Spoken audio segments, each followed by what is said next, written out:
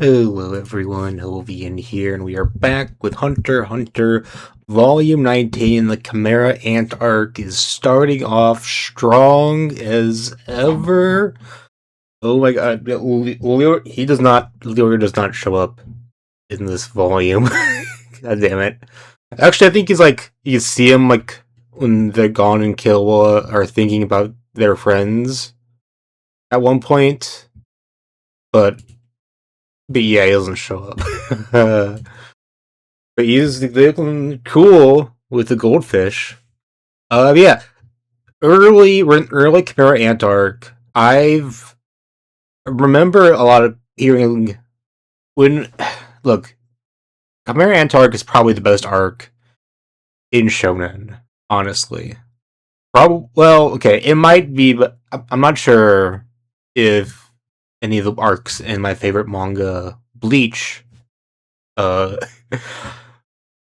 will pass it for me, but we'll see during this reread.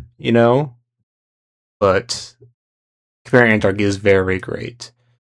And it's not that not everyone thinks that.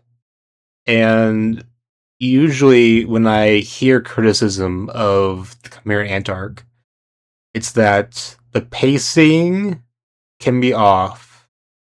And I think it's usually the pacing in the earlier parts of the arc, maybe before the Palace invasion, although the Palace invasion also has some pacing quirks in it. But I don't know. This so far, I'm thinking it's coming okay, pacing wise. Maybe I thought it would be slower paced at this point. We're actually going quite fast, actually. You know, the Chimera ants are evolving at quite a rapid pace. I thought they'd have to defeat Nen users to really get to the point where they pose a threat to us or to hunters. No, or maybe they have been eating. The queen has been eating Nen users, and that's making them stronger. But no, it if the ants have already been born, the queen eating stronger humans can't make her stronger. So I don't know, these new ants that we see in this manga are must have been very strong from the get go here. And I'm also surprised most of the Chimera ants have been well, maybe not most. I mean, we've already the volume ends with Kite being revealed to be decapitated by Neferpito. So we've already introduced. We're only a volume in, and we're already introduced to one of the royal guards. That's how I was just surprised. This is a long. Art. We still have 11 volumes left. And we already got into that stuff. And we have a lot of stuff to go through. We've gone Killua did there are 2 rounds of combat. One of them, the first one was against no, about 3. There's this bunny guy. Some of some of them I don't remember their names, but the names are kind of an important point. So it's the Chimera ants. Ants a very collectivist type of animal. It's all for the queen. The queen ant. It's all for the colony. An individual ant doesn't have a name. Or well, I don't know if any animals, animal societies, have name. I say societies, then animals don't have societies, but I don't think any animals do names besides humans. But it's with their mixture with humans because the Chimera ants are born a mix of whatever the queen has eaten. So by mixing in humans into the mix, they get more human-like. The ability to use Nen, they get that, and some of the tendencies, like we get human intellect, speech, you know. Although the queen also has intellect, and she doesn't have speech. She has the just telepathy. I don't know if she can do it with species that aren't Chimera ants, but yeah, it's kind of weird. I think she's the only one that. Actually, no, she's not the only one. I think Neferpito did the telepathic communication. It is interesting how the queen communicates. Okay. The bunny guy kind of takes takes a bit of a beating. Gon and Killua managed to drive him off. Well, actually, we're getting too far ahead. We're in NGL. Um, no or New Green Life. Yes, right. That's the name of the NGL autonomous region. It's okay. So you know the Hunter x Hunter world is kind of like our world with our continents, except like there's like a new continent that he added, that Tagashi, and then like he has switched some of them around. Well, it looks like what we're on is not Baffin Island. Let me look. Where is it? It's Devon Island. The island that this takes place in is based off Devon Island. Although the ecology and like culture and stuff in these islands is completely different. I don't even know if anyone lives on Devon Island. Probably, if any, not much. Maybe some polar bears. I don't know. But in here, the Methane Union, there's some few countries, and one of them is NGL, and they tracked the Chimera ants here, some like ocean currents, and NGL is like a country where can't have any tech. It's like the Amish, but I think they're more strict. They're even more strict than the Amish. Oh, maybe, or well, I think so. Yeah, it's like the Amish. Like you can use some tech as long as like before whatever so and so time. Well, actually, I don't know.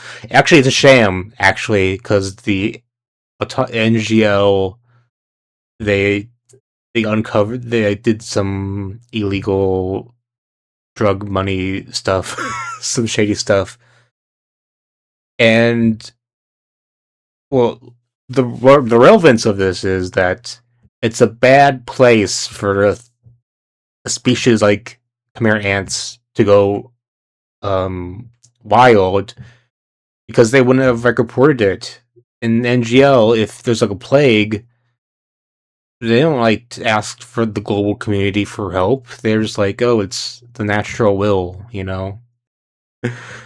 The a bad combo, and also NGL with the stage stuff that they did with drugs. The Chimera ants got to them and defeated all the drug cartels or whatever it was in there.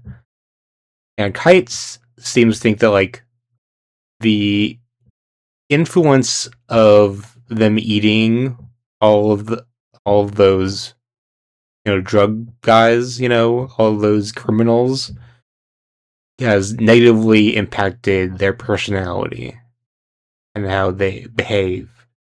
I think it's interesting. I wonder if this would only affect the newer born Chimera ants, or if this is also something that you can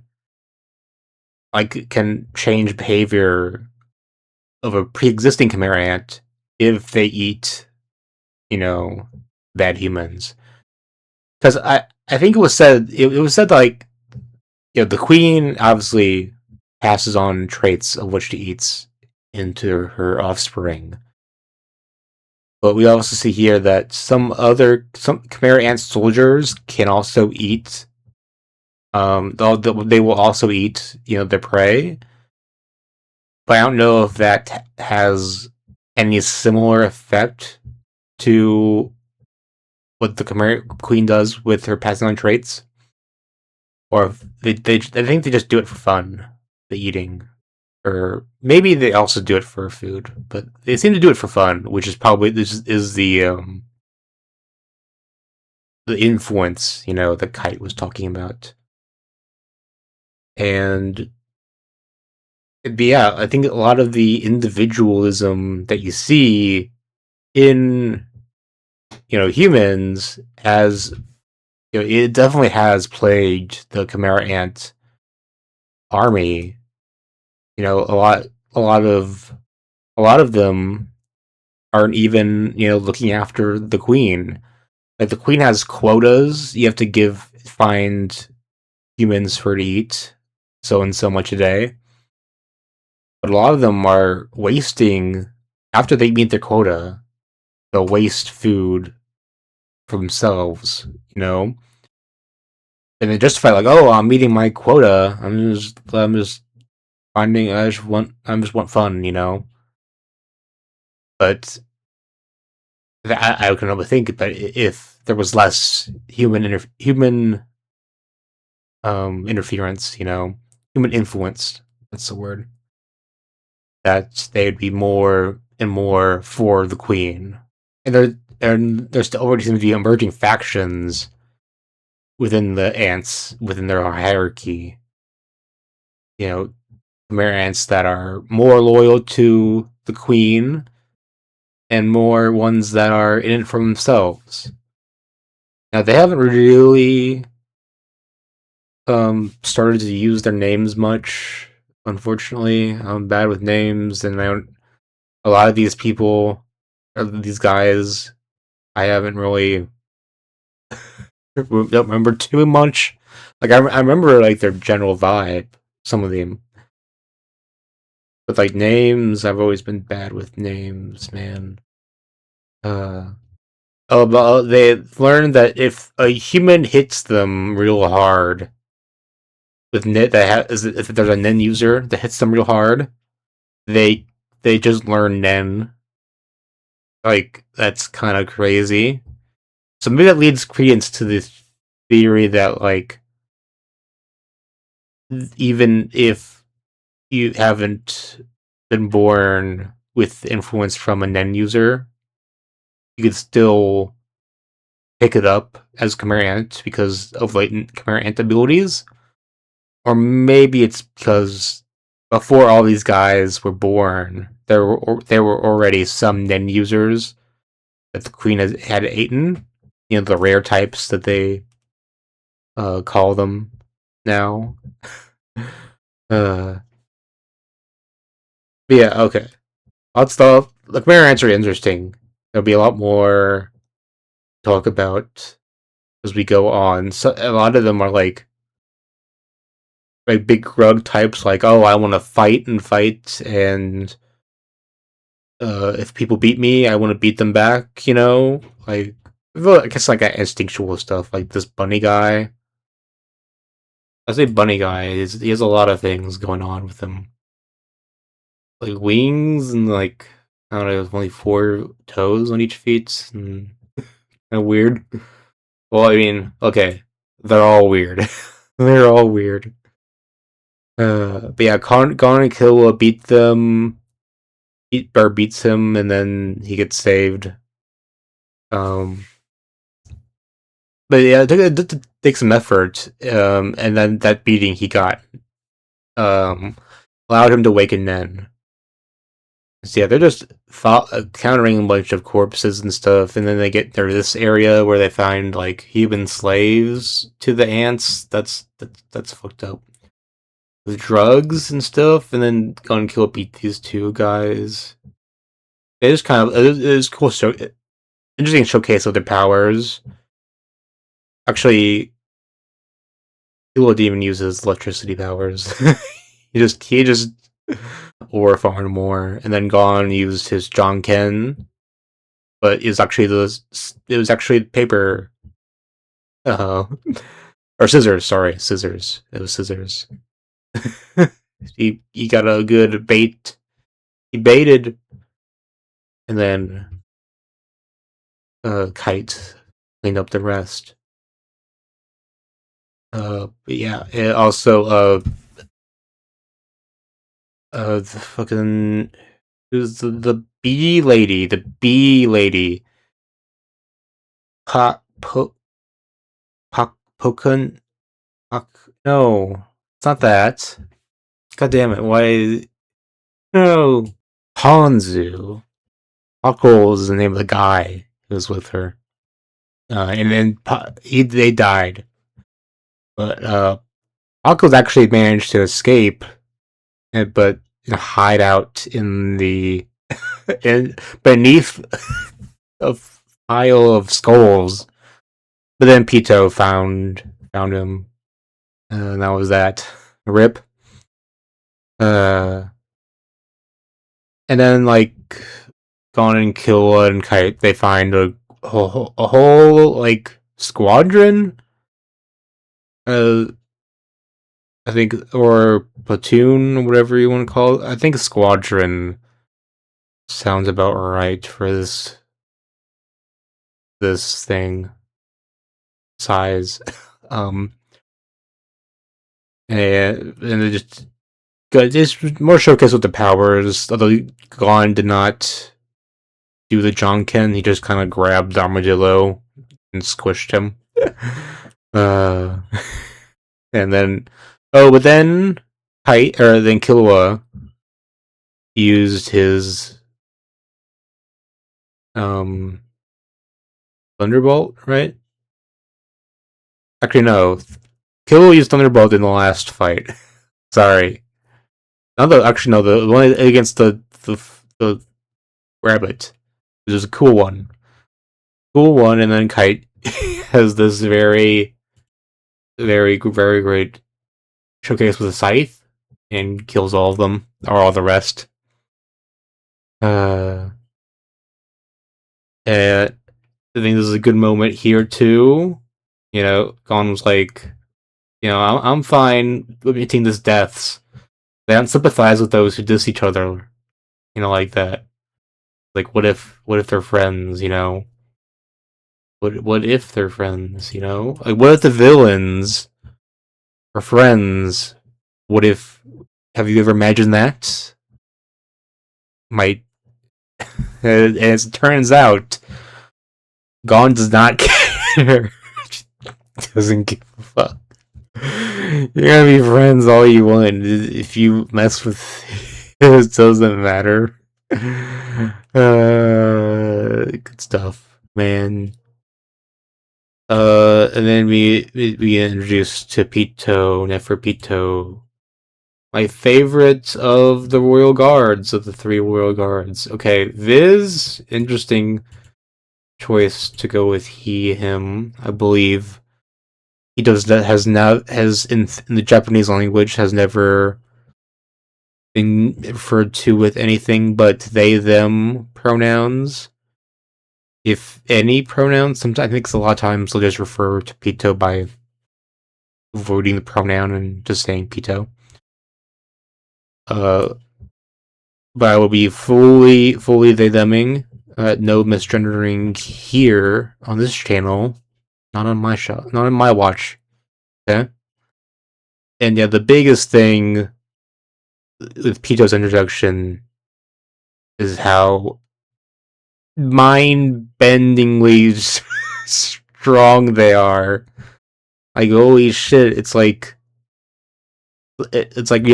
out in Hunter or in Bleach, some characters can like Ratsu flex. So I think most captains can. It's not. I think every captain could, but usually they don't do it. But like Aizen with Grimjow, this is like that, Like with Nen, you can do this. Well, I mean, I don't have to compare it to Bleach. I can just compare it to what Hisoka did to Gon and Killua when they try to enter Heaven's Arena. You know, it's like with enough Nen,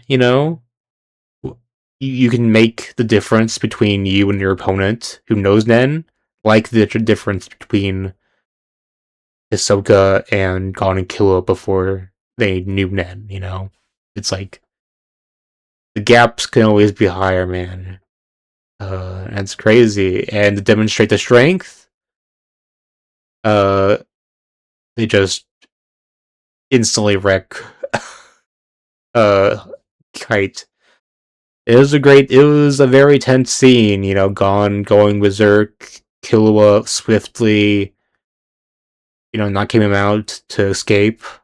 It's quite scary.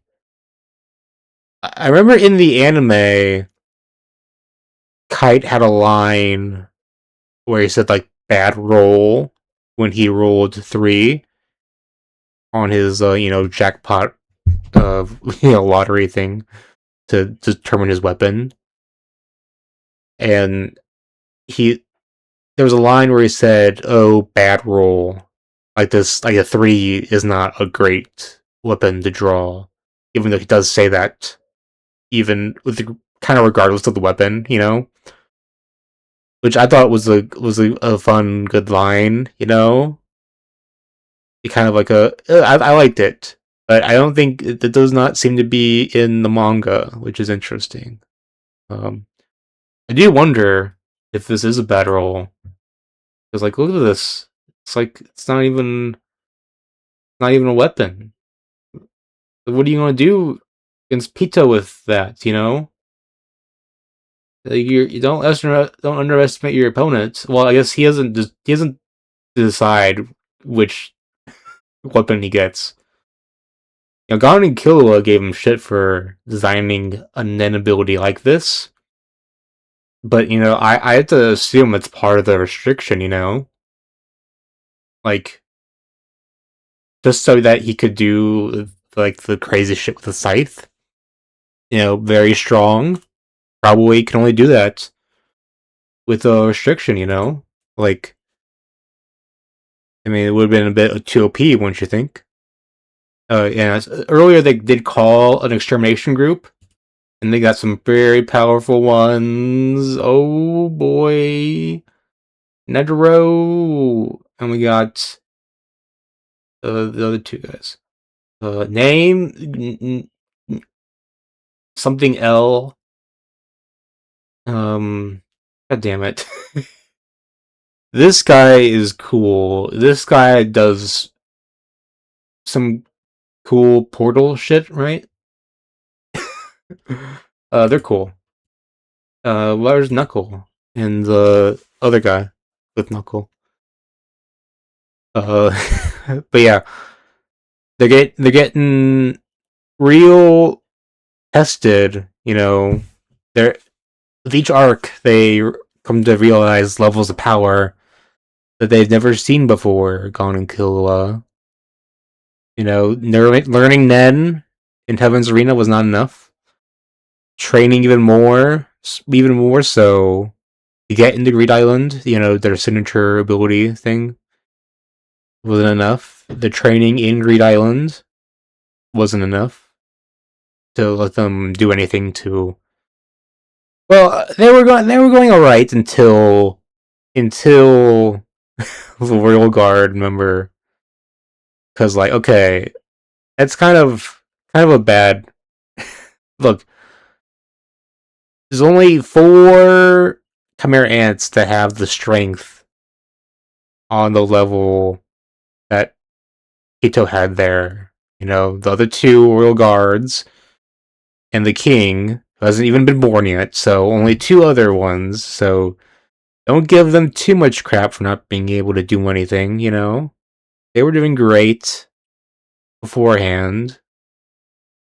Maybe they weren't doing as greatly as Kite did, but, they were doing good, they were doing alright. But, yeah, they're kind of originally they're like, oh, maybe you shouldn't be here because you're just kids, But Netero's giving them a test.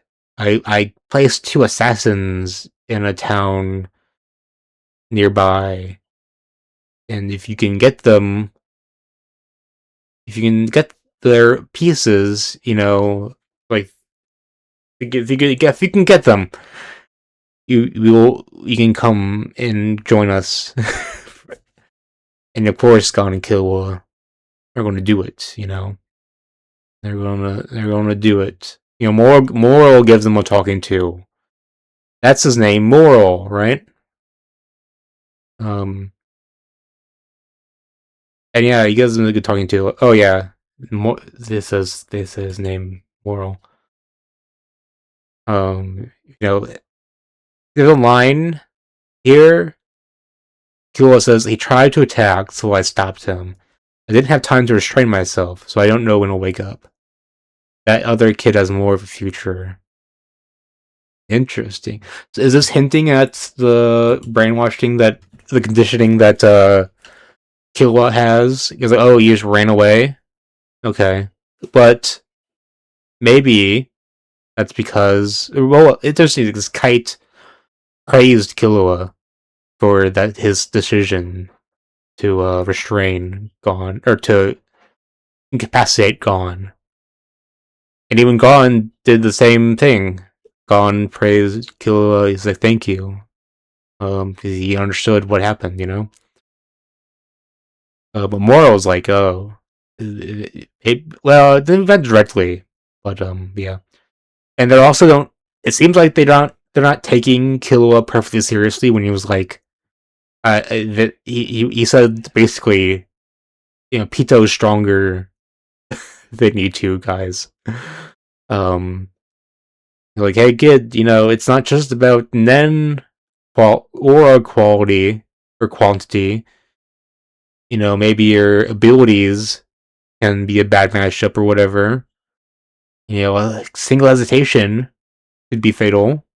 It's the outcome is always in fluctuation. And it's like you have to fight like you're 100% confident you win, which is why, yeah, that's why he doesn't gel with Killwa's style, because Killua was taught, if you can't win, get the hell out of there. Don't fight like, if you don't think that you can win. I think Moral's like, you always have to fight like you're confident you can win. They're kind of opposed there. And yeah, and last page, I'm pretty strong. Heart. uh, damn. That's great. Good stuff. Great peak. Good start to Narc. Love it. Hunter x Hunter. Awesome. I'll see you guys next time. Have a good one.